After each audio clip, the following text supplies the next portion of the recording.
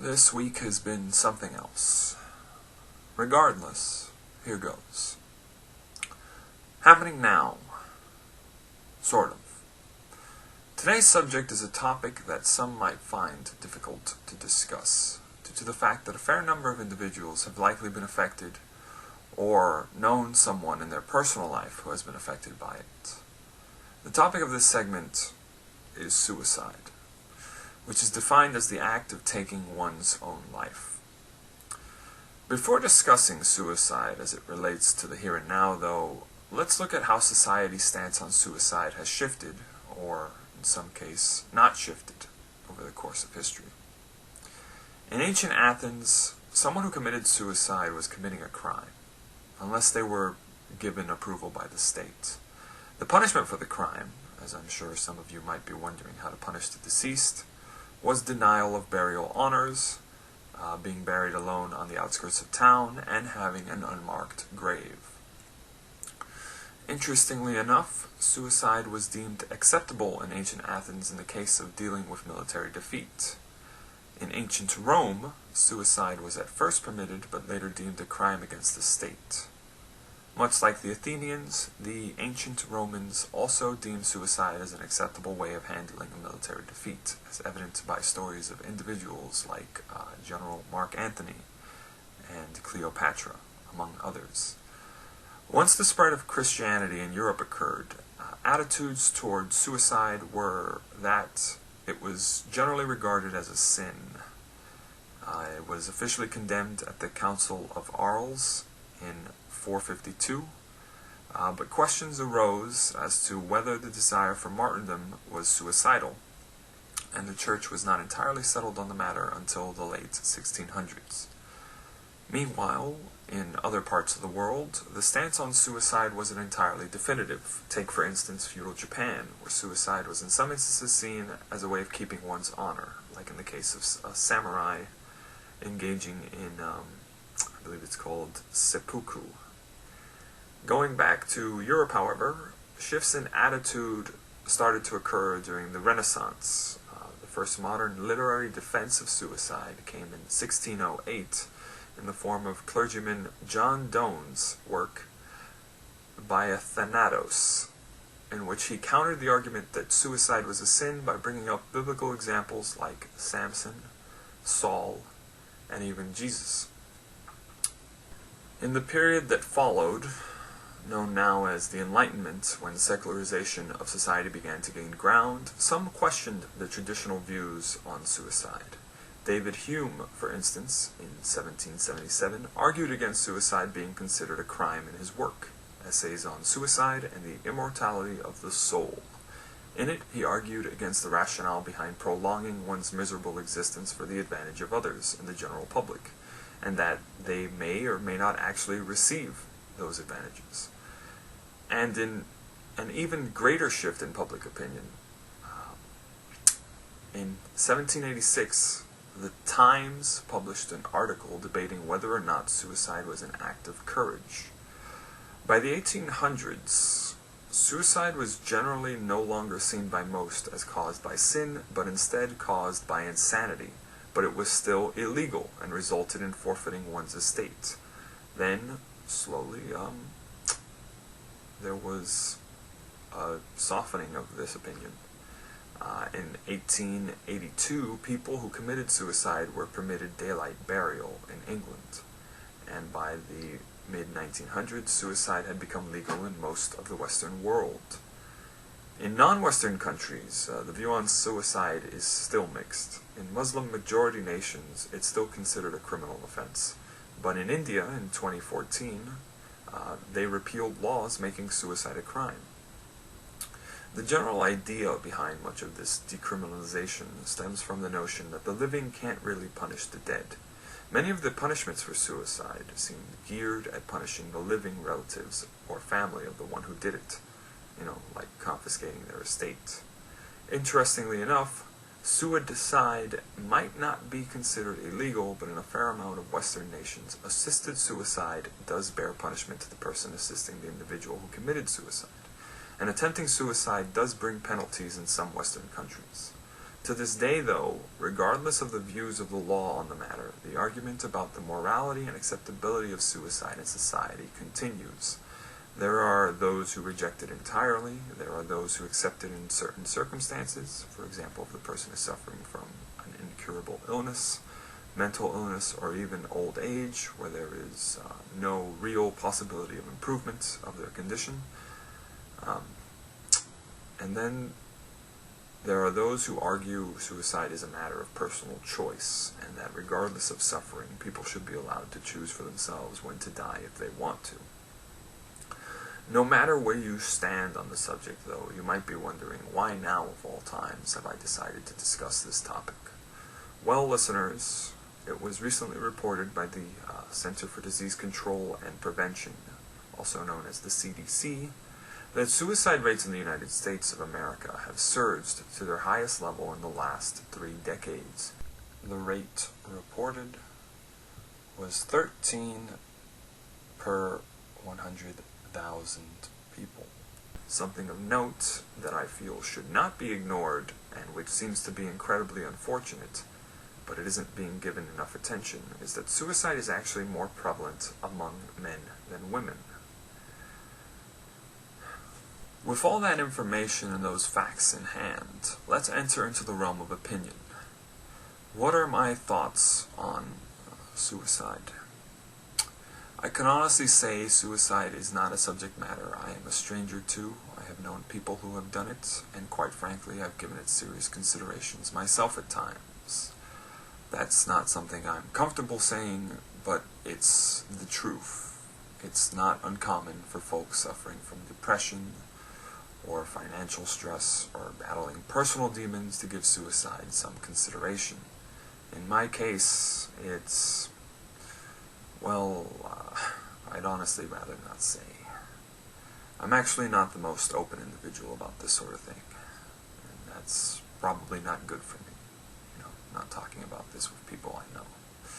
But, oh well, that's what I've got you fine listeners for.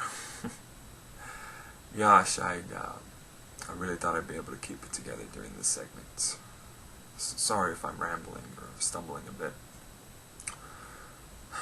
Look, I can genuinely say I've mixed feelings on this subject, but I will say one thing, because this is the one consistent thought I've had on this subject matter since the beginning. The act of suicide is not cowardly. A person can argue with me until the end of time for all I care. You cannot convince me that suicide, the act of killing oneself, is something a coward would do. And yeah, I'm sure that opinion upsets a lot of people who are against suicide. I don't care. The notion that ending your life is the easy way out is utterly ridiculous.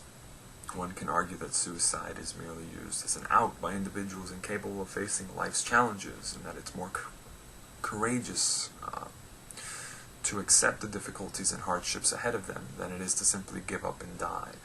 To that assertion, my response is, screw you. Because at the end of the day, you don't know. You honestly don't. No one who is living knows what awaits them on the other side when they cross over from being among the living to being among the dead. Everyone's got a theory, sure, but you don't actually know for sure. And that's arguably the most frightening thing about it all. You don't really know whether you're truly escaping the suffering you feel now, or if you're just setting yourself up for another dose of it. But hey, that's just my point of view on it. Feel free to share yours. But to those of you listening who are considering suicide, I might not know your situation, but do know I've been there, in that mindset. And whatever you do, all I ask is just really think about it, long and hard. Because to my understanding, once you cross that line, that's a one-way path. So you better be damn sure you want to walk it before you actually do. On to the next segment. Let's talk, Internet. Let me just say, Internet, I'm so glad I have you in my life. because some days you're the only bright spot of the day, as sad as that might sound. It's very difficult to explain this, considering how interconnected the internet has made us.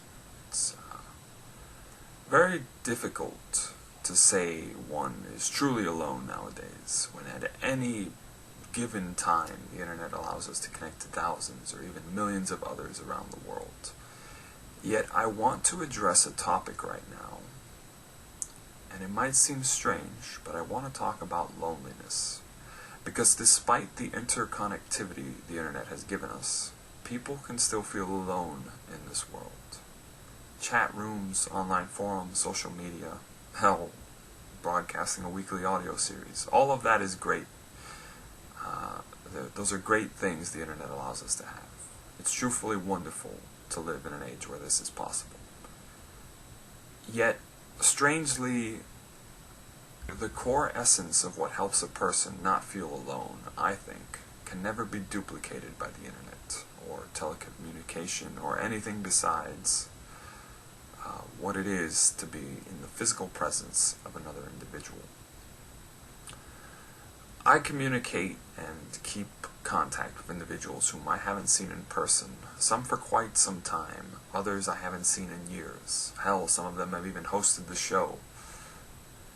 It's not always due to geographical distances that I don't see them. Sometimes it's just life.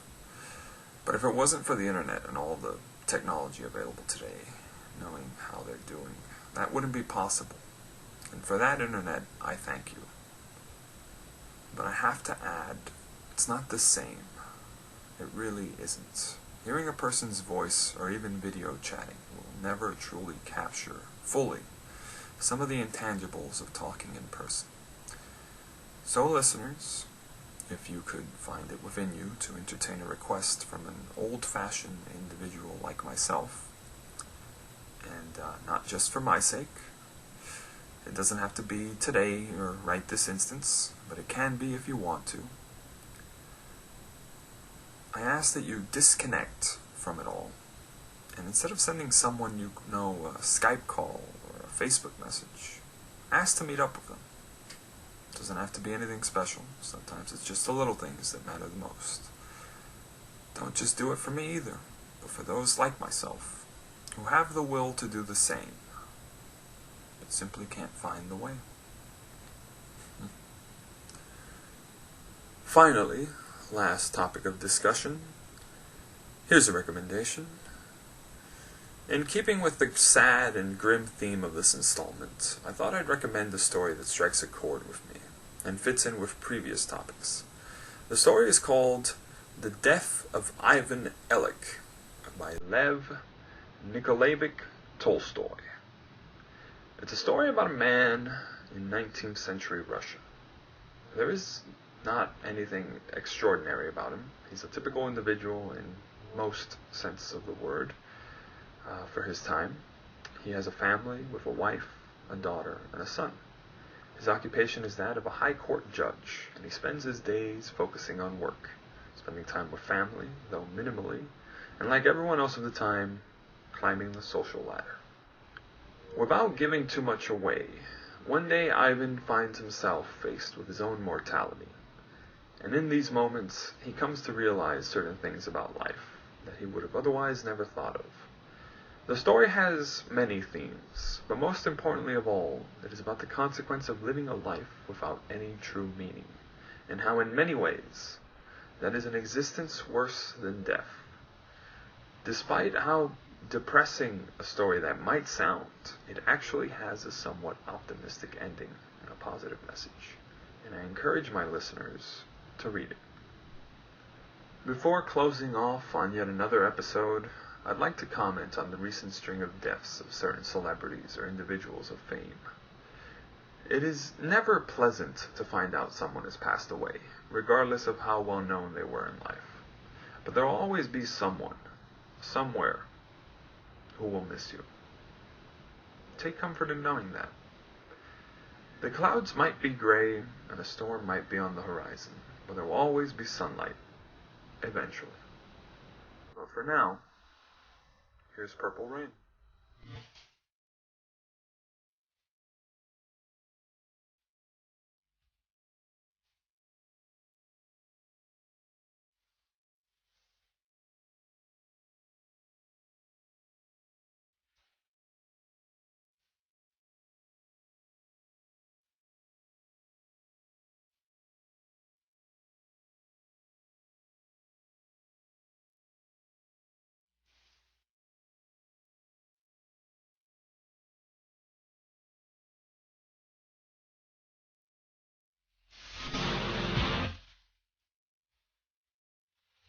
Burn a bridge and leave only a chasm in its place. Doesn't matter how many arrows with messages a person fires across from one side to the other. Ultimately, the chasm is still there.